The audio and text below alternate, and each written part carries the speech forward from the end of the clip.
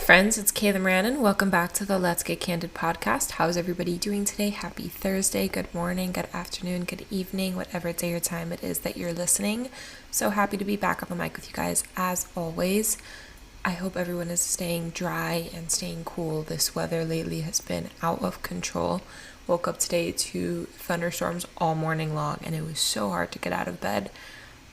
Ended up working from the couch for the day for the most part, and it was actually really, really nice to just take it easy and work from the couch. And I try not to do that very often because if I'm not like at a desk or at the kitchen counter, I'm not really going to be productive. But it was nice to let myself enjoy it for a bit. And yeah, so I hope everyone is taking it easy. I can't believe that it is the last full week of July, and this week was the bar exam. I had a lot of friends take the bar exam this week, so I just checked in with all of them now that day 2 is over. Some states still have day 3, but almost everyone is done, and that is so crazy to think that that was me a year ago. And I met so many people the night of the bar exam while we were going out. I met so many people during bar prep that have become ride or dies and really close friends of mine, and reconnected with people from college throughout studying for the bar exam. And honestly, just looking back at my life a year ago and my life now, I just can't believe how far I've come and how much I've grown, not just in my career, but as a person and as a friend and as a daughter. And I've just come a really, really long way, and I'm so incredibly proud of myself. And I want you guys to be proud of yourselves too for all you've accomplished in the last year, whether it's personal, professional, relationships, or self-love and self-care. Anything like that, that is super admirable, and I am so grateful to have you be a part of the community and grow alongside me. And I should wrap this up before the craziness starts at my house, since it is late and everyone is getting home and eating dinner. But I just wanted to do a quick suck and sweet of the week, and then we'll dive right into this week's episode because it's a really good one and I can't wait for you guys to listen. This week, my suck of the week is that I just woke up super tense, and I'm not stressed out, but I can feel like the tension and the joints, like my joints, my back, my ankles, my knees, my hips, like everything is just tight and sore and crackling everywhere, and I'm definitely not in tip-top shape right now. And I know the weather definitely does affect that, so that's probably why. But also, I've been actively trying to move my body a little bit more frequently, and I haven't done so this week yet. I'm going to a yoga class tomorrow, but I'm really looking forward to it. I gave myself a little bit of a stretch tonight, but I definitely could use some movement and stretching. And I booked a chiropractor appointment for Friday morning because my neck is so stiff, and I've just been waking up, a little bit stiff lately, and definitely has not been fun. My sweet of the week is that I saw Barbie last night, and it was great. Honestly, I think it's very cheesy. It's not my cup of tea. I wouldn't have gone to watch it if it hadn't been hyped up so much, and if it wasn't girls' night. It's not something that I would go watch by myself or be dying to watch on my own, but my friends wanted to go, so I thought I would tag along, and I am glad I saw it. I really did enjoy the message of the film. I'm not going to spoil it for you guys. Definitely go check it out. But it was very, very cheesy and very, very pink, and I don't like either of those things. I'm not really a rom-com girl, not a comedy person really at all, so that's not my scene. But it was a great movie. It was very, very well done, and I had high hopes because of the big marketing budget and just so much hype for it. And I think it was very tastefully done and very, very well done. And I really did enjoy it. I just, it was very cheesy for me, and I couldn't really get into it fully, but I did enjoy the message, and I had a great time with my friends watching it. I also watched Glamorous, which is the new Netflix series with Kim Cattrall from Sex and the City, Samantha, and her role in Glamorous is very similar to Samantha's role, like personality-wise, not the sex aspect, but just the way she presents herself and carries herself is very much Kim Cattrall. And I really enjoyed the show. It was very tastefully done. It is about, non-binary and queer people in the workplace in New York City, and it does a really great job of showing representation and all under the guise of the makeup industry and working at a big heritage brand makeup company. And it's kind of like being heralded as Ugly Betty meets Devil Wears Prada, but in the makeup world. And I think it really hit the mark, and I really enjoyed it. Me and my mom spent all Sunday watching that. It's 10 episodes, so it goes by quick, and I really, really enjoyed it. I had no idea that when we started watching it that that was the storyline of it, and showing different representations of queer people in the workplace and falling in love and figuring out who their identities were and who they love and how they love, and workplace drama. And Kim Cattrall is at the helm. And we had no idea when we started watching it that's what it was going to be about. We just wanted to watch something fun and light, and I think it was a really great show and a lot of fun. And my mom and I learned a lot, and I really hope everyone takes a second to watch it if they can, at least give it a shot, because I think it was a great summer light fun show that you learn a lot in. I've actually been watching a lot of TV and reading a lot of books lately, just whenever I have downtime, which has been really nice. I've been watching Sweet Magnolias, Lincoln Lawyer. Both of those have new seasons out, and The Summer I Turned Pretty. I caught up on that today, and that's been really fun. I enjoy these light, fun shows, teenage shows, romances, like college sports romances. That is my shit. That's my bread and butter. I love it. And it's just such a nice escape from day to day and reading contracts all day. Although I have some really exciting contracts in the works for my clients. So things are going really, really well on the work front. And it's been nice. I've reconnected with some friends from middle school, and one of my friends from college and I have gotten really, really close. We went to happy hour over the weekend with her boyfriend, and we just had such a blast trying out a new restaurant and then going out and just getting drinks, watching the new soccer game with Messi, the soccer game with Messi, the new Inter Miami team, and we had a blast. And then I had a really fun, chill Saturday and Sunday with my mom while the boys were out of town. It was really nice to just hang out with her and connect. That's something that we don't really get to do, me and her, so that was really nice. But enough about me. I'm so excited to introduce you to this week's guest and for you to hear her story. I had such an incredible time talking to Alexandria Ott. She is the founder of Chrome City, a creative studio. She is in the PR world. She has a podcast about parenting in the modern age.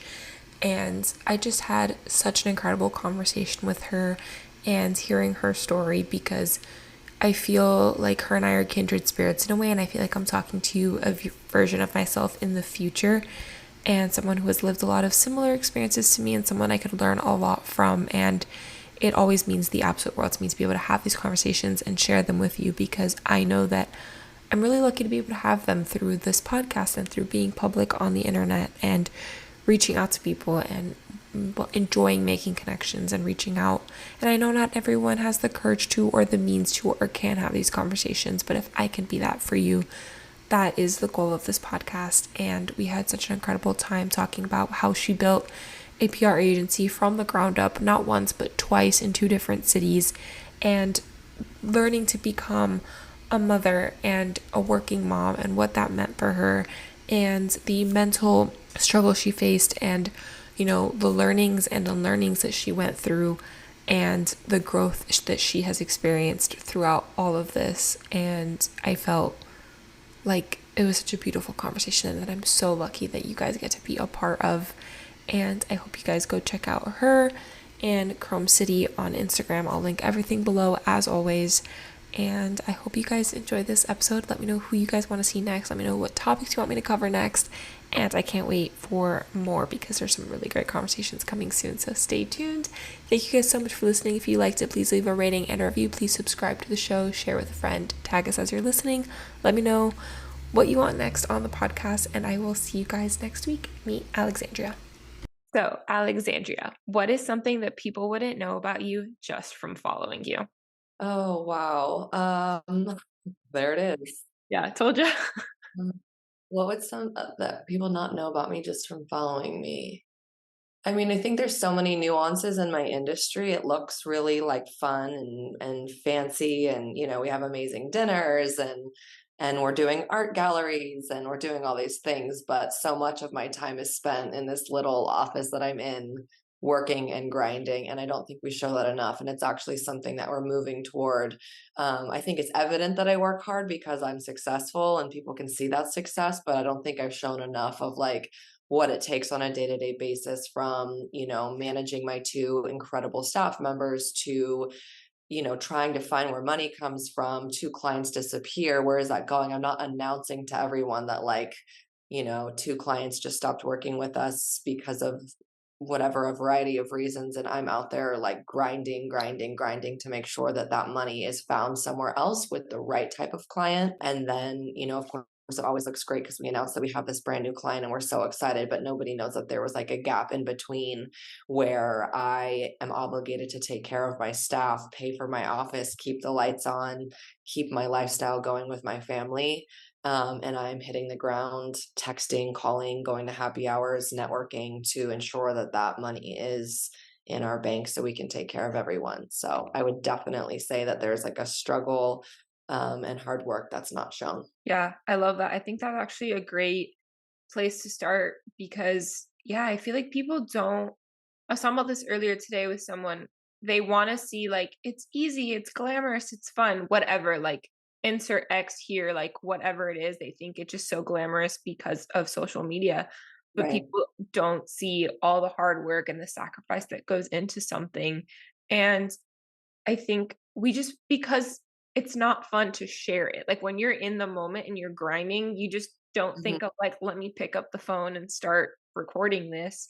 So Right. we also do it ourselves, even as much as we try to show that side and be realistic and show the hard work behind the scenes and show like the behind the scenes. It's not always accurate Well, it's because never gonna capture it because it's not capturing your actual life when it looks good either, you know? I mean, nothing can actually capture your life except the lived life itself, you know? yeah, And I think also, it's vulnerable, right? Like, it's not vulnerable to be like, "I'm at this amazing club, I'm at this amazing trip," like, that's not vulnerable. It's egotistical, which is fine, that's who we are as humans, but I think there's a vulnerability in saying, like, "I'm not sure if I'm gonna be able to offer the job or support the team or keep the office," that's incredibly vulnerable. And I always compare, work stuff to relationships, but it's the same as like it's easy to date somebody and like have fun and go out, but it's not easy to say like you mean a lot to me or that really hurt my feelings. So there's a vulnerability to that. yeah, that's a good analogy, like comparing it to a relationship. I constantly compare work to a relationship and I made fun of often for it, but I believe that No, there's I think that's I've never really I mean, I'm sure I have at some point, but like really, like when you think about it, there's a lot of similarities there, especially, yeah, the vulnerability of like really digging deep and like, why is this bothering me? Why is this hurt? Why does this feel like, why doesn't it feel good? And like digging into those root causes. And for me, I've noticed that both in relationship and in business, a lot of my struggles lately have come from a place of fear. I really struggle with there's a lot of fear Mhm. of, you know, not being liked, not being good enough, or, fear of I know I'm so capable and I have all of this potential. Will I be able to meet that? Like I wanted Yeah, so many things. And I think we talked about this when we talked a couple weeks ago too. Like I want it all. I know I can't have it all at once, but I do want it all and I want to be able to have it all. And it's like yeah, that's a lot. Like there's so much that I want to do. Will I be able to do it all? And will I be able to do it all well? And it's just like that fear holds you back. And in a relationship, yeah, or friendship, you feel vulnerable asking for what you need, whether it's yeah, a romantic relationship, your friendships, your family relationships, and in business too, like asking, a client to pay you X amount when you go to raise your rates because you right, could be paid more for what you're putting in. yeah, And you have to be confident in asking for that amount of money because if you're not confident, the client's not going to want to pay it. Or right. having to let someone go or having to make a hard business decision, so I think actually I like that analogy between business and a relationship. I think that's really Yeah, and one thing that's interesting that you said is have it all versus have it all at once. You can have it all. It's just it evolves and it changes and it ebbs and flows, and sometimes I'm killing it at work and my kid's mad at me, or my kids are like happy I'm home all the time, but it's because I don't have a ton of client work. But it's all perspective and you can't have it all at once. But that wouldn't really be fun anyways, like working towards bettering each part of your life as they ebb and flow is part of it. And Yeah, for I sure. understand. I constantly ask myself, is this a fear-based thought? And if so, how do you switch that to abundance, which is the opposite of fear? And I've been really playing with that a lot, I even like in the that, asking that months. question. I'm gonna start doing that because I've noticed, it's funny, I went to Ecuador over, like, winter break, January, and they did a spiritual cleansing, and she, like, rubbed an egg on me, and, like, when you crack the egg open, whatever the egg shows is, like, whatever's plaguing you or whatever ailment you have, and it said fear, and I was like, "Fear? Like, I'm not afraid of anything." Like, tangibly, like, I was like, what I Right.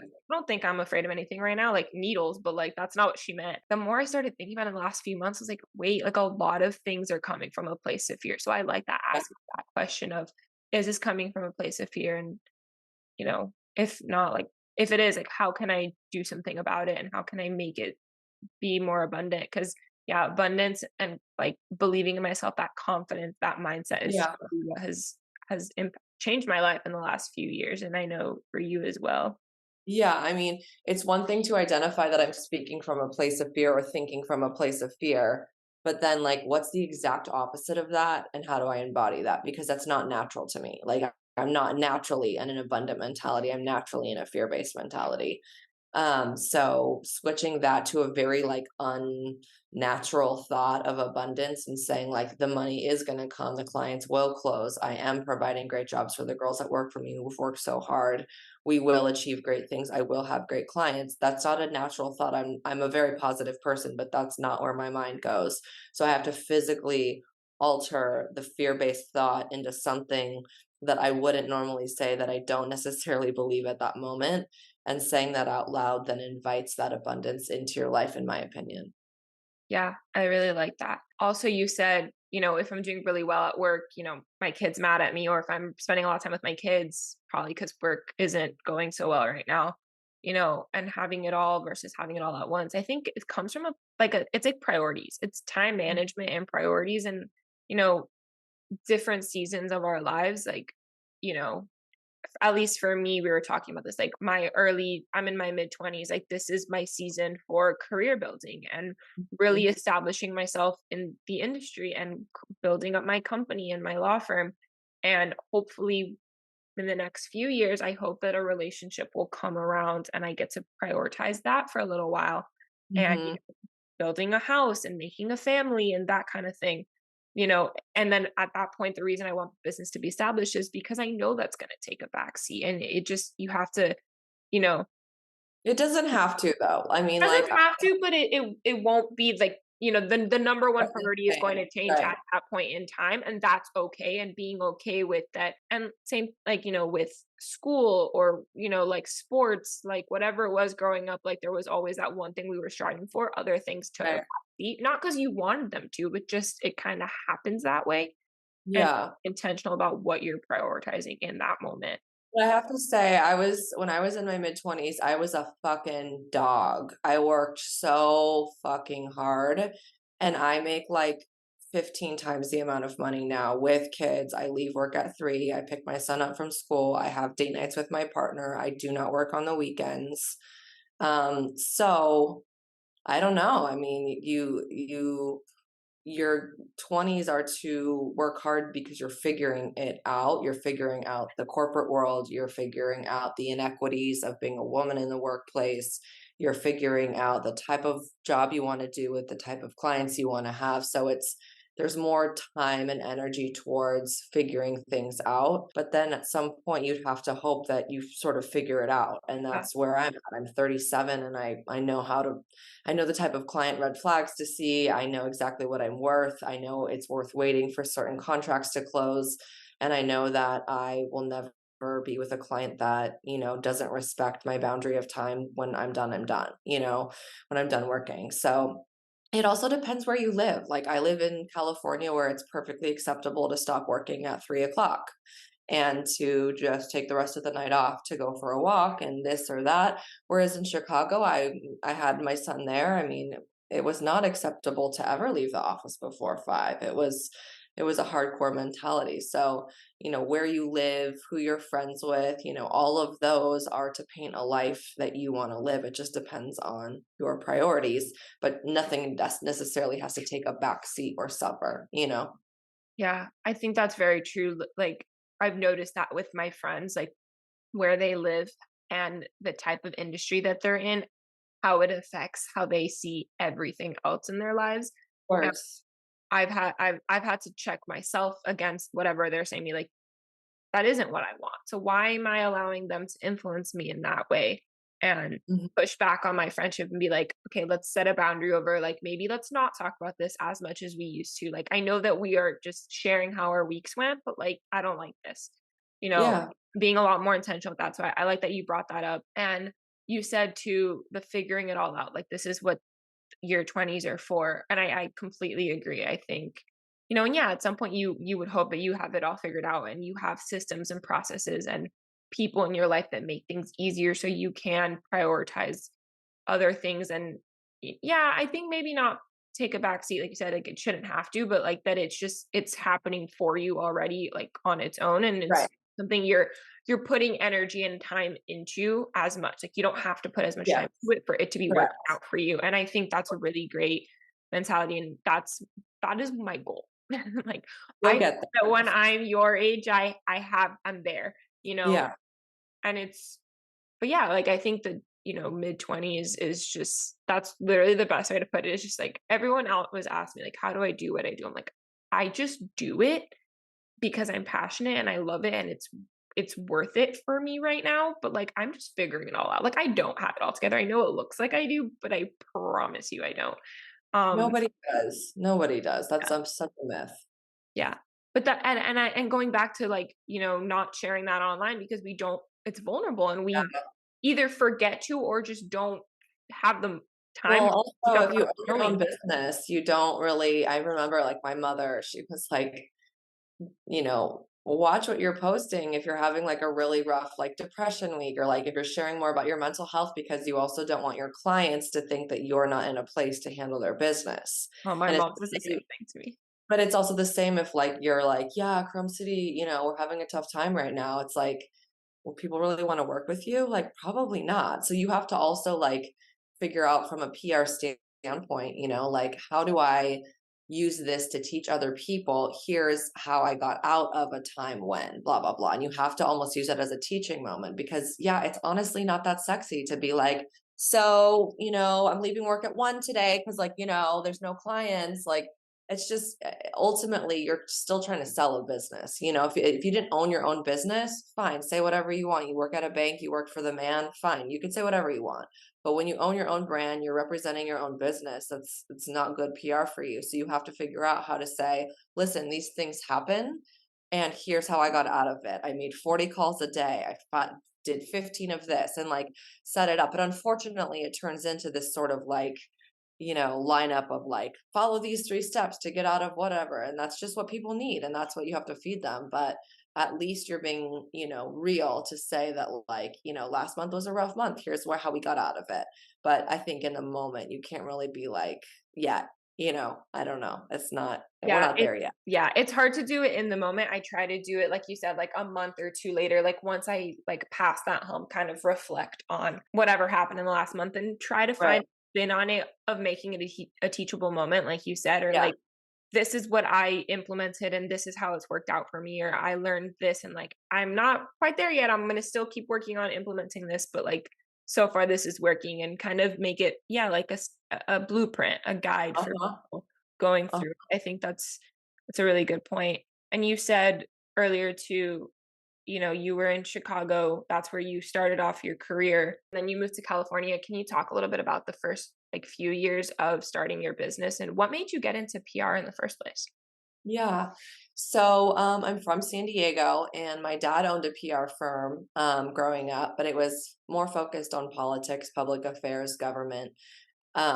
And I worked for a fashion magazine out of college called 944 Magazine. And then they folded in the crash of 2007, which was right when I graduated college. So I graduated college right when the economy was having its first major hit in a very long time. And I ended up working in a public affairs job, totally like silver spoon. It was like my dad's best friend's firm. It was not, and I worked really, really hard and I achieved a lot of great things, but I felt like I hadn't earned it. I definitely felt like I didn't like the feeling that it was, my dad's best friend. And so I just decided to sell everything that I owned when I was 24. I had, a dope apartment. I had bought my first car. I was doing very well. I had a great life, cool friends, and it just felt like not enough. And I definitely had friends be like, "What do you mean? You have a car, you have an apartment, listing all the things, you have a great job, you have a career with your degree." But it was not fulfilling, and I felt like I could see, like, 10 years in front of me with the same job and just, like, hanging out with the same people, going to the same bars, and it made me feel sick to my stomach, and I just thought, "This can't be it." So, I bought a one-way ticket to Chicago because I had been there about a year earlier for a friend's wedding. I'd never seen that city before, never been there, never been to the Midwest.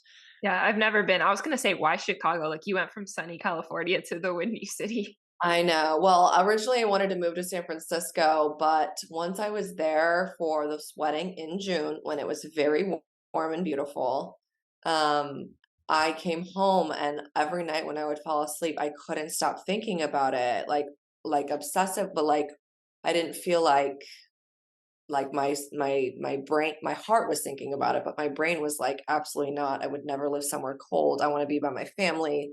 San Francisco is an easy flight away. But I truly felt something, there was something greater at play that was calling me there. I don't know what it was, but it was very powerful. And and so I manifested. I just said to the universe, I acknowledged the feeling. I said, if this is what you want, because this keeps feeling like it's coming to me and without me trying to control it, make it easy. And my, car sold. I had a garage sale and sold all my stuff. And I had like two friends in Chicago, one of which was a very close friend. And she said, you can come, crash on my couch for a month. And then if you want to get an apartment together after that, I have a one bedroom, I'd be down to move. So I had a really nice setup there. I lived with her. We looked for an apartment, and my first job, I could not find a PR job out there. So I got a job. I basically went out there with $2,000 and I had about $300 left. And I thought for sure, I remember vividly the thought of like, oh fuck, I didn't make this work. I have to go back home. And a friend of mine, the other friend that lived there, her husband ran this like underground, like mezcal tequila nightclub that was like super tiny. And she's like, they could use another bottle service girl. Well, I'm a tomboy and I also am like more of a stoner. So I wasn't like much of a Yeah, from club. what I know from you, I was like, where are you going with this? Yeah, that was my first job. I was like a full-blown bottle service, tiny little black dress, the whole 9 yards. And that was my first job out there. So after a long time, I got to know everyone in the nightlife industry, and that's where I ended up starting my agency, based on a lot of people that owned nightclubs and then also owned restaurants. And yeah, so that transition was just an absolute complete 180. And I really every day felt like I was living the dream, whether it was 20 below zero or not. I felt alive. I was around incredible people, diverse voices, various opinions, worldly people, social justice at the front of everything that mattered. And it was a beautiful experience from top to bottom, even with the struggles. I love that. I think there's just something about starting over in a new place that really Yeah. teaches you a lot about yourself. Like for me, similar story. Like I went to law school in Tennessee. I had never been to Knoxville, Tennessee. I didn't even know Knoxville, Tennessee was a city until I toured it. Mhm. Like I got a fee waiver in college to apply to law school, and I was like, I'm gonna apply because it's free to apply. Yeah. Why not? Got the best scholarship. I went for admitted students day. I met my best friend now, like there, but before I even started. And I was like, okay, like she's from Florida too. She's a minority. She likes it. All right. So like I have my person here. Like I'll be okay. And that's why I chose it. And, I look back now fondly on, it was hard being there. Don't get me wrong, all the Right. struggle. But looking back, I'm like, I grew up there. Like that's where I became who I am now. And I Yeah. discovered the career that I have now, similar to you. So I think that's really such a great story too of like, you know, that calling. Like I knew I wasn't meant to stay in my hometown for law school. I could have gone to law school here, saved a lot of money. But I Yeah. just knew like I figured I don't know. Did you always know you were going to go back to San Diego or California? Because for me, I was like, I know I'm going to end up back in Miami when it comes time for me to have a family. Like, I want my family to be close to my parents and my friends and all that, but like not anytime in the next 10, 15 years. So I was like, well, let Yeah. me away for a little while, live my life, go somewhere else. I was thinking like, I'll go to DC or New York or Nashville, Charlotte, like go somewhere else and then I'll come back home. Did you Yeah. always know you were going to go back or you thought you were going to stay in No, Chicago? I was ride or die for the rest of my life. I was ready to live there forever. It changed me so, so much that I almost felt like I couldn't go backwards by coming home. And I think that was not an improper mentality, but I ended up at the peak of my career getting pregnant unexpectedly. And it was a shock. I was completely surprised. I was 30 years old. And so what's hard is that I made great money. I was the age that any woman would be when she had a child. And I was faced with that decision. And that's what really brought me home. It wasn't the desire to come back. And now that I'm here and I've been here and my son is 6, I couldn't be happier.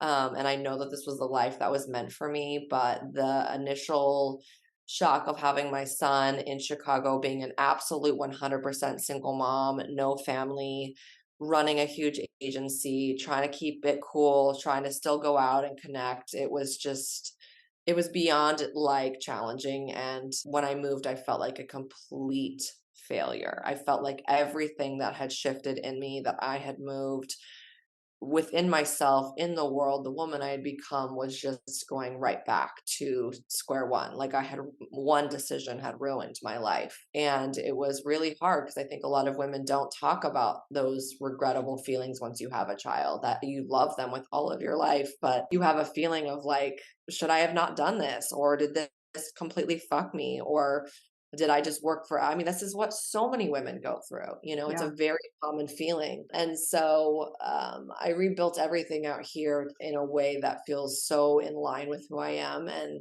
we have such a beautiful life. But had I not been pregnant, I would have stayed in Chicago or maybe gone on to New York. But I was out of here. I was ready to just work forever. I love working. Yeah, I have a friend who also lives in Chicago, one of my best friends, and we've talked about this quite a bit. She's like, "You're one of my only friends who actually wants to have children and be a career woman." Because everyone, we're all lawyers, we're all career people. She's like, "But you're actually one of the, if not the only friend I know who wants to have a child at some point and then at all, but definitely at some point in the near future." I was like, interesting. Like it sucks that it's still like you kind of have to choose. Like you Yeah. have to kind of pick one because like we were talking about earlier, like it's not that one takes a step back over the like, but it's one of them will be affected more. Like Yeah. you choose It's the also family just life, like, the career is going to struggle. If you choose career, you may or may not be as close to your family if you choose to have one. And so she all her and all her friends do not plan to have children unless and until they have a partner that can either they can afford to have help or can be the closer parent because yeah. she and her friends don't want to give up their careers. And Yeah. that is an interesting like way to think about it because I love the fact that I'm an entrepreneur and will have the ability to be at home a little bit more with my children Yeah. because I work from home. And yes, I eventually hope to have an office and have all these things, but like it's I call the shots. I make the hours. I Yeah. can choose to leave 100%. versus where they work is someone else is making those decisions for them. So I think that's really interesting. Yes, that is a big difference because I own my own company. So you could be a career woman working for somebody else. And when your kid has like 3 doctor's appointments in a week, it might not be looked well upon. And then you have the stress of feeling like you're not providing at the job. I don't ever have that. I'm like 16 doctor's appointments, peace out. Like it's fine. So that there is that big difference. But I understand what they're saying because, if I got an opportunity to have like a client in like, Australia who was like, come here, help us open this luxury hotel. We'll put you up. You can live at the hotel. Well, trust me, I would go if I didn't have kids, but I do. That's not an option for me. So options just shift and change, but I don't think it's black and white with like you have to choose. Like I don't believe that. I really believe that like you can decide if you want to be a stay-at-home mom and take some time off. If you have that option, it's also about the privilege. Can you? Is that possible? Maybe my partner, I make more money than my partner, and he is like, I'll watch the kids, you go out and do your thing, you go network. So I maybe don't have him on the financial side as much as like somebody would set up to maybe, think that that's how it should be because I did. But what is lovely is that he believes in my superhero-ness so much that he's like, you go network, you go to that event, you look amazing. I'm gonna make dinner for the kids and stay here. Fuck yeah. So there's a lot of different black and white things that we build in our heads about how life should be because it comes from a place of fear. Am I gonna not be able to have both? Am I not? Can I not? Can I not? Instead of like, I will work really hard now so that I have options and choices. And that's what my mom used to always say. She's like, just work hard so you have choices. You never want to feel stuck. You never want to feel stuck with a man that you don't want to be with. And then you get pregnant. And, this is just real talk. And then you have to stay with him because you didn't like set yourself up, right? There's so many different ways that life can go. But if you work hard, you create choices. And that's all I know. That's a great point. I love your mom's advice that you've brought up a couple times. My mom has said something similar, and I'll tell you what it is. But yeah, I don't think it has to be as black and white a choice as my friend and her friends maybe think it is. And I think it comes from society and the where they live and how they grew up and the way that it people are where they're from versus me. Right. I never felt that I had to choose. My mom is both my parents are corporate America. They've worked my entire life. My Yeah. mom actually both times with me and my younger brother went to work. I'm a November baby. By January, she was back in the office. So she took the holidays off because everyone gets them off. Back to work the next right Yeah. when the office reopened, she was back. My brother was born in June. We went on vacation that summer, like right around 9/11 because he's born 2001. Like we went on vacation after 9/11 and everyone's back to work. She was back to work. She knew like, her career is important to her and she's going to make an effort. Like we got dropped off at a lady's house that got babysat us and taught us Spanish when we were little. And then we started going to school. The bus would bring us home. She would, make dinner for us and help us with their homework and go to bed and go to work the next day. And so Yeah. I always saw that you could do both. So I've always wanted to do both. So I never Right. thought that it was a choice.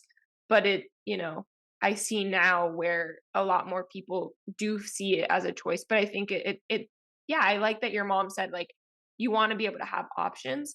And Right. it comes from, yeah, sometimes a place of privilege and, opportunities and Right. where there's an abundance of options and like that you see them all. Like you live in a place where you see different Yes. people doing different things. So you realize that there is opportunities. Cause I think a lot of Totally. That is the huge. homogeneous society where you like see everybody doing it one way. So you think that's the right way. Yeah, Or or the you only see way that everybody doing it the wrong way, and you feel like you just have to fall in line with that too, you yeah, know? even though it doesn't feel right with you, like that's I have to do that. Yeah. I think that's a good one. And my mom always said with like the dating thing, she was like, my mom and my dad have been together since they were 15 years old. And Wow, yeah, they just had their 30th wedding anniversary. Wild. that's amazing. And they were together for 6 years before. So they're in their 50s and they've been together since they were teenagers. Like they've known each other longer than they have not known each other, which is Wow. something to me. And I think it's sickening sometimes. But she was always like, I've been with one person my entire life. Like date around. Like please Yeah, be smart. Don't go crazy. But like right. please go date around and do your thing and have fun and go wild because I want you when you do find your person and you do decide to start a family and have a home, like you chose that life for yourself. Like Yes, you didn't settle. Like that is what you wanted, and that you've explored all your options and you've tried out everything there is out there to see. So you know that that is the right choice for you. And totally. that has always stuck with me. Like, I've never really had a serious relationship. People think Yeah, that's weird. And I'm like, no, like I've never wanted that because I see it at home and I know what that's gonna look like and feel like, and I want that one day. It's not that I don't want it, but right now, like I'm trying everything out and I'm focusing on me. I'm figuring out my life and my career. And I want how you were saying, like your partner's really supportive and like, he likes a superhero version of you that does it all. And he's like, I'll take care of the family life. Like you go do your thing. That's what I want. I want the partner that supports my ambition. And like that's honestly hard to find, and I think it's that really tough. It has been very it's tough. it's like, it's hard to find a rich guy, but not really. It's really hard to find because that's not vulnerable to make money, that's No. ego. But to find a man who is just, like, looking at you like you are queen and, like, treats you like that and then, like, lifts you up, that's very rare, and I think going back to your friends that, have chosen not to have children, well, guess what? Women's rights are being ripped from under us right now, specifically where you went to law school. There are Yeah. so many just atrocities against human rights right now, so I could understand why young women who are having more access to money and power than they've ever had in the history of humanity right now, right? Like women are just killing it and we're, close to running the world and there's these power grabs that are happening in government that are disallowing us to be able to make decisions around our bodies. It's a really scary time, and so I could understand that the natural response from like a younger female group that is working hard, that is, building a life that, other women haven't really had the chance to build because they're truly like having jobs that some women never got to have. That I would probably feel the same way. I always wanted kids growing up.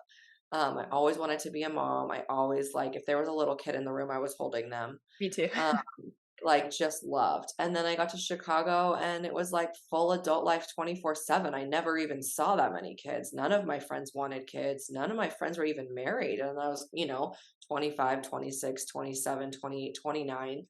Nobody was even talking about it. It was just work hard, play hard, plain and simple, and so I just decided, like, why do I think I wanna get married and have kids? Is that just, like, a narrative that I've been fed that, like, I thought I wanted, but do I want that? And I was like, "No, I'm totally cool to, like, travel around the world by myself, do my own thing," and I kind of gave up that idea, and that's right when I got pregnant, like, a week later. Universe telling you like, nope, you are meant for this.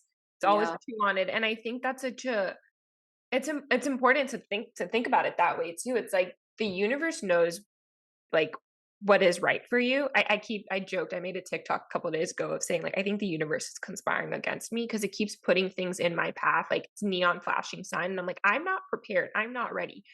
Clearly the universe thinks I am. right, I need to figure out now why I don't feel that way. But it's correct. like how you said, like, I got comfortable with the idea of like, I don't want that. Like work hard, play hard. And then right then and there it happened. And it's like, no, like you were meant for that change up. And like Yes. your life was gonna become completely different, but in a like much better way because you Yeah, want something that you did want your entire life back in your life. And yeah, I was always the kid that had the baby in like all the pictures. I actually found a picture of me with my baby cousin. She's 10 years younger than me. Like I'm holding her and she's like half of my body size, but like yeah, love kids. And I always wanted to be a mom, but I always wanted to be a working mom because that's what I saw. yeah, And same. my grandmother on my mom's side, she was, in Cuba, a housewife. And when she came to this country, she was in her 40s, you know, and or no, she was in her late 20s. Sorry. She was in her late 40s when I was born. She was in her late 20s and she had nothing, not a dollar to her name, didn't have anything. They got divorced and the first thing she enrolled herself in English classes and became a real estate agent. And she like did something with her life. And now my grandma's in her 70s and still works. She Oh, should be yeah. and she's like, I'm Found freedom. until That's you great. roll me out of it, like I'm not going anywhere. And I was like, that's like and I just was surrounded by strong working Yeah, women. entire life because she I had both. She saw and she chose to go make something of herself. Um, right. my grandfather never let her. Now she didn't have, she could do what she wanted. Yeah. And I always saw that I could do both. And, I've always wanted both. So I think it's funny that, yeah, I struggled with that for a couple of months. Like in like the last few months, I've like, do I really want a relationship? Do I want a partner? Do I want these things? Like, but my friends and like the people around me, and I'm like, nope, like I still want that. And I think the Yeah. universe is trying to tell me, like, pursue this person, pursue this. But like I'm struggling with, I'm like, am I ready for that yet? Like I want my career thing a little bit more figured out before I go that route. But like maybe Never, it's like, ready yeah, in life for anything. yeah, Nothing's I mean, yeah. mine came in a package that was shocking. I mean, but it's like it's the best life, and it's exactly the, like, soul that was meant for me. My partner, we had a lot of struggles, when we first were together, we fought so much just arguing. And, we have peeled back so many layers and just designed our family in such a peaceful, musically inclined way, but it took work and it didn't look like how I thought. And it was not in the package that I thought it was going to look like. But we're never like ready for anything. We just have to like believe in ourselves, which is like cliche, and like let ourselves be a little bit more free to just like experience humanity and humanness, and just see what happens. And that's an abundant mentality. A fear mentality would say, I'm not ready. Ready for what? Ready for how? Yeah, Like, are you going to make a certain amount in order to be ready to date? Like, no. Like, be yeah. you, let it distract you. That's a red flag, right? A green flag is he's like, I'll sit by you while you're doing your dissertation for blah, blah, blah client and I'll be working too. I sent Red, him a TikTok about that the other day. you did? I literally sent him a TikTok about that the other day. That's so funny. But no, back to like the supportive partner thing. My dad always is like to my mom. So my mom, she had been asked to be a manager way sooner than she finally stepped up to be a manager. She's like, I don't want to manage people. Like, I like where I'm at. I don't want to move up. I don't want to have to deal with this. English is her second language. She struggles with having to write review. Like, I help her do her mid-year reviews. Like, she still struggles with. Uh-huh. So she's like, I'm not ready to like manage people. I don't want to do that. I love my job. Like, and she's really damn good at it. So she's like, and so, but for years, my dad was like, you can do so much more. You are holding yourself back. He was the one pushing her and pushing her and pushing her. And she finally worked her way up and like, she's up for the next level. And she's like, I'm retiring. Like, I eventually, like, in the next 8 years, like, I'm done. I don't want to keep, like, I put in my time. Like, I'm ready for the next chapter of my life. So she's for real this time, not actually going forward. But my dad still to piss her off. He just like, "Are you gonna do it? Are you gonna do it? Are you gonna do it? Are you gonna do it?" And she's like, "Leave me alone." But I love that he's the supportive one of my mom being the Yeah. ambitious woman. And we joke that my mom is the one who wears the pants in the family, even though my dad's the Marine. But like my Mhm. mom wears pants, which is a scary time. Don't get me wrong. But Great. I I love love that. that. I want that I want a partner who is like that, who is supportive of my ambition, and my mom is just as supportive of his ambitions and his career.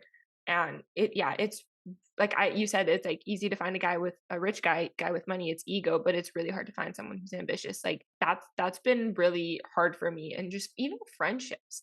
Like there's so much envy and jealousy and like, oh, like I love that for you, but like in reality, like, like I don't like that. Like I wish I could have that. And it's like, why? Like I will help you get there if you want that for yourself. Just tell me. But like, why do you have to make me feel bad about wanting that? And Well, I it's a mirror, that's what it is. It's a mirror. It's not even that they want it, because I feel like that's, like, the surface level. It's that, like, it shows them how much they haven't accomplished, and I think a secure person would see your successes, and this is still something at 37 I struggle with, and I don't think it ever stops with friendships. But when you begin to be more successful, you outgrow your friends, and then they see you and, on the surface, they can say, oh, she thinks she's better than us, or whatever bullshit, blanketed, very surface level, non reflective comment they want to make. But the truth is you're a mirror to the opportunities they didn't take. You're a mirror to the fear that they have of being a failure. You're a mirror to so many things.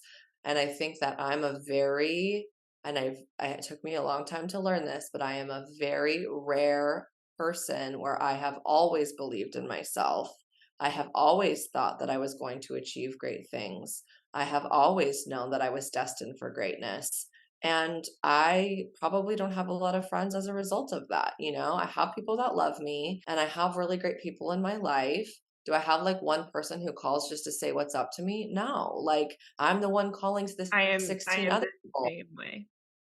And you know what? It's still, I mean, I just finished therapy session that was solely focused on like releasing my attachments to friendships because I was just like, why, like, why can't I get this part of my life right? And I've just learned that, like, and she didn't ever say this to me. This is my own reflection that, like, I'm a beam of light that's just not for everyone. And it's a true, like, it's blinding to a lot of people, who are in that darkness. And it also forces me to also, like, believe in that light so much that I don't really wanna be around my dark friends as much, and I feel bad because I know they're going through it, but, like, it's just it doesn't nourish me at all, it depletes No, me. it's scary that you said that because all of that, that was me, like, in the last 2, 3 weeks.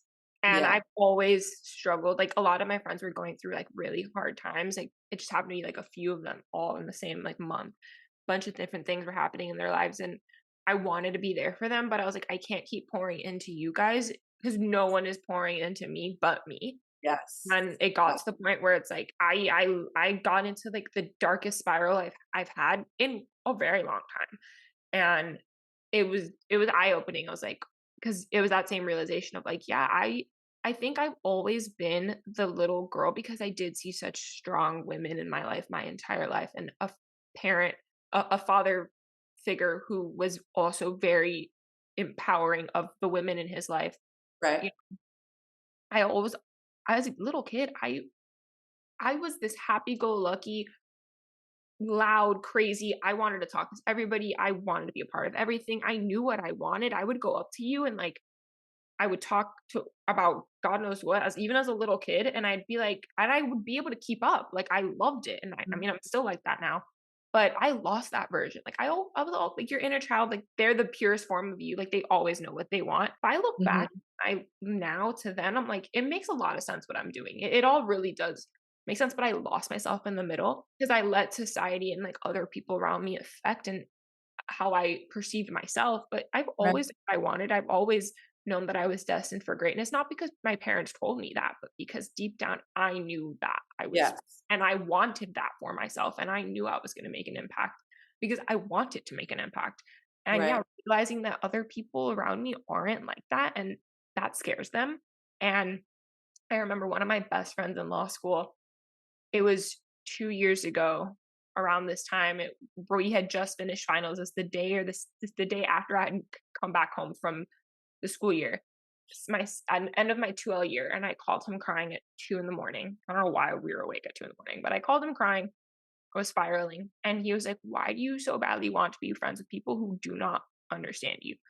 They do not if they don't like you because they don't understand what you're doing, and you have so many things you wanna do, like, do them. Who cares? Why do you care so much what people think? Like, they don't what's want." your sign? I'm a Sagittarius. Oh, okay. Can I'm you a see it? Pisces. I didn't know if it was like we were the same sign, so we're like obsessed with people, like, why don't they wanna be friends? I'm the same exact way. No, but I would be like, I need to solve it like it's like a mystery, and we need to have yes, like a diagnosis of exactly what I said and when I said it that they decided that they didn't wanna be friends, like, so stupid, but, like, it's that's not how I am. And he real. was like and, I literally, like, I can't even count the amount of times he would be like, "Fuck 'em. Who cares? Fuck 'em. Why do you so badly Easy need to to be liked by say, different people?" to, like, process and No, actually let it go. I'm like, "Dude, it's not that simple." I know, Come I know. on, just but, like, I've caught myself reminding myself, like, of him saying that so many times. It's like, why? Like, I know I'm good enough. I want this for myself. Who's Right, gonna stop me? No one. So, like, why do I right. let that affect me? But, yeah, I've always struggled with friendships, and that's funny. I don't know yeah, I don't know if the People rest of don't our talk cards about it match or they up, just, but like, are in these friend groups that I'm like, I have never, like, had a group, like, I've in high never been a school, group I person. always joke that I was, like, the most popular weirdo and the least popular girl. I was totally, like, friends with the popular girls, but I was definitely the least popular of all of Yes, that's me. and the weirdos thought I was so fucking dope, and I was always somewhere in the middle. I never in college, I didn't have a group. I was in a sorority, and I loved, like, the girls that I was close with. They were mostly, like, just stoners that were, like, a good time, And I love them. A lot of them are still my friends, but I wasn't still in their like crew that they would go on like trips together and they would do this together and like I'm the same way. I was in a sorority too, and like I was friends with everybody, and like I was part of the group, and like I would be a part of things, but I wasn't in the in crowd. You know, yes. I'm not that's the so funny. called on friend. I mean, No, my partner isn't either though. That's why. Like we were literally having a beer last night on our date. And I was like, we're just like two people that are very comfortable with being alone. Like I could have lived alone for the rest of my life. I have zero problems with it. I wasn't ever even that desirous of a like relationship. I mean, I could feel lonely, but it didn't mean that I felt like I needed those things. And he's the same way. Like we're that's just kind of why it works though, because you're okay being alone, but you choose to be together and you choose yes, to come together. And I wouldn't say I'm okay with living alone for the rest of my life, although at times I definitely am like, everyone get away from me, like I need to be of alone. course, of course. I crave physical touch and companionship. So Yeah. I do want what I want is an ambitious partner and someone to come home to at the end of the day and like just talk about my day with. And like Yes. I talk about my day, you tell me about yours. I may not know what the hell you do at work and I may not understand it, but I want you to tell me anyway because I want to learn Yeah. from it. I want to be interested in what you're talking about. And then we watch a TV show or a movie or we cook dinner together or take care of the kids or go for Yeah. a walk and then like just we spend time together. That's what I'm looking for. Yes. I didn't have that outlook when I was your age. I truly believed and had told myself that if I ever had a boyfriend, partner, whatever, that it was going to completely distract me from what I was focused on and it would fuck me. Like I truly like just I told myself found and myself recently feeling that way and then having to like, that's not true. yeah, you And I've always wanted this. So why am I putting these thoughts in my head now? I'm literally well, and like, then I would listen out for like friends that were like, "Oh my God, he's so annoying," and like talk shit about their partners. And I was like, "Yeah, I don't want that." that's coming Instead of from that. listening to the friends that were like, this was fear. I was afraid I would never find somebody. So then the friend that was like, "Oh my God, I was sick and he took care of me." I just like wouldn't listen to like the loving parts of it, you know? And I do have everything you just described, making dinner together, going for a walk with the kids, all of that. I have, but it's super fucking hard. Like we work really, really hard at our relationship. It is not free flowing I easy don't, at yeah, all. I don't agree with the people that say it should be easy because if it's not easy, it's not worth it. And it's like, nothing's easy in life. Like it Yeah, and that's why like we were talking about at the beginning, like people sharing like this like amazing glamorous life on social media, like that is not what it really looks like. And if yeah, it is, good for them, but I promise you it's not. And yeah, like I like a challenge. I like to have to work for it because it makes it that much sweeter. And yeah, it's like it's rewarding to me. I can call it my own. I can say I earned it. I deserve it. You know, it was worth it. Um, yeah, so I love that, and I'm happy that you did find that even after all of the struggles and the struggles that you guys still face and will yeah. face. You know, I'm happy that you guys are choosing, like I said, like you choose to do it together. Because Yes. that's something I've noticed with my own parents. It's that like they still, no matter how many times they want to send each other to go themselves, they still Right. choose to do it together. Yeah. And because they love each other and that they choose it every single day and that is what I want. Like my one of my fears, which is a valid fear, is that they're going to resent me one day because I do put so much of myself into everything I do and I am very ambitious and I want a lot of things because I know I can have them and that Yes. they're going to resent that wanting to work for because they want it to be easy. Like I'm not easy and I don't Yeah. want to be. Right. So I love that. But I wanted to talk about because we kind of really got off topic, but I'm really glad we're also having this conversation because it's important to see that a successful businesswoman, CEO, top dog, like you are the human side of it, the Yeah. emotional side of it, the part of you that makes you you so you can come into work every single day. But what was it like? You said you had to rebuild everything when you moved back home. Like what was that process like to get you back to where you are now? And you said you were working in like the nightclub and like restaurant industry, and then you brought up hotels. Like, is that still the type of work clients that you're working with in San Diego? Like, what was that rebuilding process like? Yeah. So I moved back with my son in 2018 and couldn't find clients that would sign. Nobody would spend the same that Chicago clients would. So I basically just worked on Chicago accounts from San Diego. And just I didn't have the opportunity to get out there and network. It was really challenging. And then I just started following like really interesting like poets, speakers, designers, just different people in San Diego that I felt like were moving and shaking the scene. And I basically launched a company in 2019 called Hustlecraft. That was a speaking series that basically brought all these different like hustlers from different arenas of life together for like a 1 day event. And that really sort of like got me to know people because I just was at home with my son and not able to like go out all the time.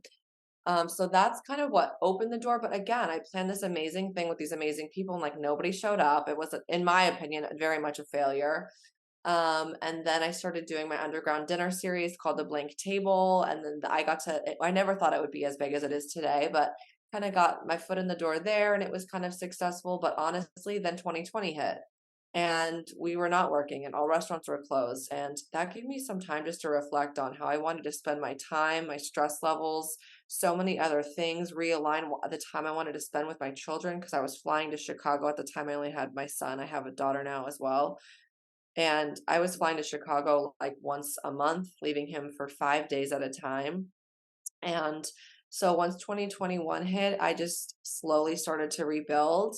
And 2022 was a big year, but honestly, we just took off last year in a way that I never expected. It was the first time that I could look at the agency and say, this is better than the best times in Chicago, business wise and fulfillment wise. So today we're working with our biggest client or the client that I work on. I'm the creative director at San Diego Magazine. I have a podcast with them called Not a Parenting Podcast. And that's our big client. We do work with artists. We do work on like the history of San Diego. We have some spirits clients, and then we have a client that is a group that's hotel and restaurants. And we do a lot of event programming for them. That's so cool. I love the underground series, the table, blank table. I when I first read about that, I was like, "Ooh, that sounds so cool." Like I wanna I like keep seeing all these really cool events in other cities. I'm like, I know those things have to be happening here too. Like I would be blind to think Yeah, not. I want to be a part of them. Like where do I meet these yeah. people? Like where do I gotta go network so I can be around these I know a lot like of people find us on Eventbrite actually. Like I just use Eventbrite for tickets, not thinking that people are finding us no, there. I know people who But find things on Eventbrite too. You're not the first person I was at some I'd event. never thought about that. I would never think to go to Eventbrite to look for an event. I just always thought it was like a means to purchase a ticket Yeah. of something that I owned. So yeah, I mean, definitely go support people that are doing stuff like that because those are people that are working their asses off too. I mean, it is the most hard work of anything I've ever done. Like it is so laborious, but before each event, I always ask myself, why the fuck did I do this? And then within like an hour of guests being there and the You're like, "Oh, sparkling this is why." light, cocktails flowing, and there's an energy in the room, and I'm like, holy shit, I did this. Then it's just like, wow, it's just like an elation of community that's just unmistakable. Yeah, I need to start doing that more. I have a friend who she's like, I used to go to the opening of an envelope. Like everything that I could find, I would go to because that's how I met people that would get me in the door. And I was like, and I was still living in Knoxville at the time. I was in law school and I had her on my podcast at the beginning and she said that. And that has been my goal since I moved home. Like anytime I am available to, or like if I can score an invite to something, I will RSVP to it. If I You end up should. not being able to make it, that's different. But I Right. always try to go to everything, That's how even I if was. it's a lot of money in Ubers back and forth.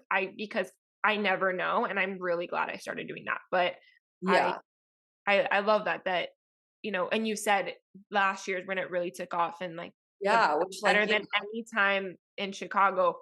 What do you yeah. think is different now? Is it you and your perspective? Is it because you have the family side too and you allowed yourself to have that? Like what makes it so much better than any of the best times in Chicago?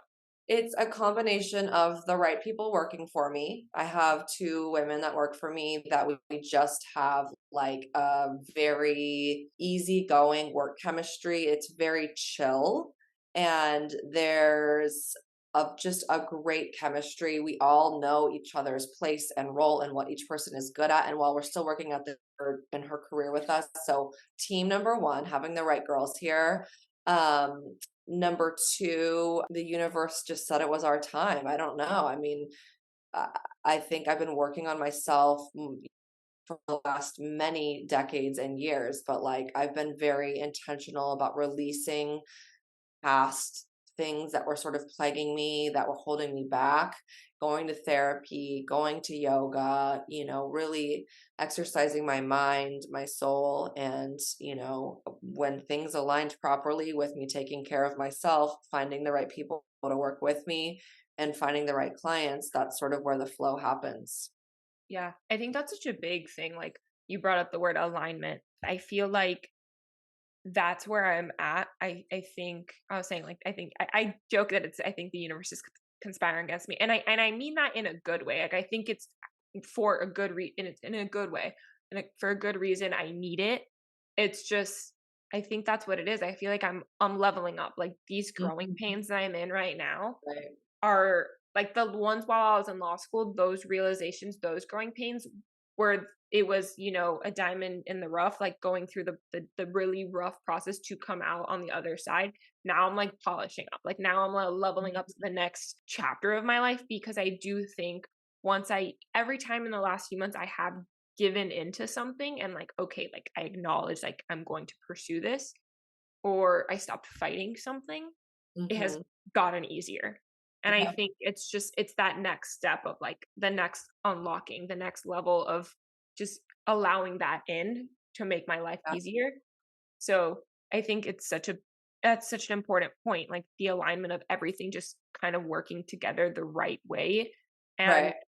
giving it time. It all takes time to Yes. and I you just just read have this to quote this morning that said something about like the greatest failure of mankind is attachment. And if we have attachments to ideas of who we need to be or who other people need to be or how it needs to look, we fail ourselves. When we have the ability to release and let go, it doesn't mean we're not going to work hard. But my motto for the new year was like slow and steady. Like I've grinded, I've hit the ground for so many years this year. Whatever is meant for me will be for me. And I really stuck to that even in a month where I was like, okay, all the business is just out the door. And how are we going to close? Whatever is meant for me, slow and steady. This will be the slow month. We'll continue to keep pace. So yeah, it's easier said than done. It does take a lot of work to really like keep that mentality going. Yeah, I think that I like that you brought up what your intention for the year was. Mine was presence. Like just similar, like slowing down and enjoying where I'm at in the present Yeah. moment because for so long I was like grinding and I was burning out. I was putting Yeah. myself through so much to accomplish, you know, finishing school and all of the things that I had to do for that and all of the stuff that I had to overcome not just outwardly but within myself to get to Of that point. course. And then it's finally like I did it. The proverbial like home stretch, like I passed the bar. That was the hardest thing I've had to do in my life. I did it. Now I can finally like once that happened, that's the biggest weight taken off your shoulders. And I Sure. was like, this is so 2023, I'm just gonna allow myself to enjoy what happens because I had chosen in like October, November, like, okay, I'm gonna go off on my own. Like I made that conscious choice. And I was Mhm. I'm gonna let whatever happens this year just happen and enjoy the ride and be present in it because I don't really have a plan. Like I know where I want to be in 10 to 15 years. Like I have a goal for myself. I have a vision of what I want my life to look and feel like, the lifestyle that I want, but I don't have a timeline. I don't have like it needs to happen right now. I don't know what it's going to look like. Yeah. I know what I want it to feel like. So I'm going to allow it Right. there and I'm just going to Well, be I think present in that's the almost moment. more important. It's more important to know how you want it to feel, Yeah. 'cause then you'll know when you're there. That and also knowing if it doesn't feel right and if something or someone isn't it's just it's not Yeah. worth like Well, that the goes back remove to the alignment part. yeah. So I love that you brought that up. And you said you're talking about failure. Like what do you think your perspective on failure is now? Like we kind of talked about it and do you think like I don't know, just having gone through everything like you said like you thought that was your biggest failure like, choosing to have a child. Like do you like what is your perspective on failure now and how has it changed, do you think? Yeah, I think I thought in that moment I had failed myself. But I think that I just didn't fail for a long time, to be honest. So I thought I was immune for sure. I had like really good luck. I worked hard and I just got everything I wanted. And so what I've learned is that, it's cliche, but that failures are just like a redirection. It's just redirecting you to a different place you're supposed to go and you're meant to go. But a lot of times failures can be embarrassing, they can be public, they can be, really humbling. And so, a failure must happen. I mean, if you watch any podcast, read any book about any business owner or entrepreneur, it's like failure must happen in order to grow. So that's kind of where I look at it now. Yeah, I think that's so true. What's the biggest lesson you think you've learned from all of the ups and downs and the challenges you have faced, whether personal, actually both personal and in business? What do you think the biggest lessons and biggest piece of advice? Well, for business, I would say that working with clients that believe in who you are and what you do is a great goal to have and like a great place to be. Like I definitely think that like I'm in a place in work that I never thought was even possible because it flows so well. The work doesn't feel hard. It just feels like, oh my God, I can't wait to get into the office and work on this exciting thing. So I'm lucky in that way, but it's because I work with people that see my work and they are like, this is fucking great. You're so good at what you do. And I was just so used to being criticized for so long, which was fine. That was gave me a really tough skin that it's still shocking to me how many times people will like acknowledge or applaud my work because I still have that grind mentality and I'm happy for that because it makes me humble. But so I would say like the biggest lesson learned is that like that hard work always pays off, and that yeah, that would be it. And then for family and for personal, it's just that, like, if you aren't working through and moving things, they will sit in your body and hold you back. Like, things have to be moved from within and out and acknowledged and seen and put away. And, like, you can find great love or great, friends or great people in your life, but you have to get rid of the sort of like ghosts and like I don't know, weight that sit in there, and that's changed my life a lot. I think those are both really good ones. And on the personal level, something I'm still working on. I've done a lot of it, but there's still a few in there that I need to work on. But yeah, I think both of those are really great pieces of advice. Thank you so much, Alexandra, for coming on Thank the podcast. you. Where Of can everyone find you? Share Yeah. all of it. I'll link it below. Yeah. Yeah, you can find Chrome City, my agency at chromecitycreative.com. The Blank Table, if you're ever in San Diego, we just launched our summer series. It's theblanktablesd.com. We're on every platform. My personal website is alexandriaot.com. It has all my businesses, what I've done, things like that. And yeah, we're on Instagram and everything else too, all of the Cool. companies. I'll link it below. I'll let you know when I'm in San Diego. I've never been, and I am dying. It's on my bucket list. It's Oh, some it's place so great. I'm dying to go, and I have a lot of friends there now, and I'm like, I need to make a trip. Yeah, But thank you so much. solo travel. Thank you Yes. for having me on. I really appreciate it. Thanks. Talk to you soon.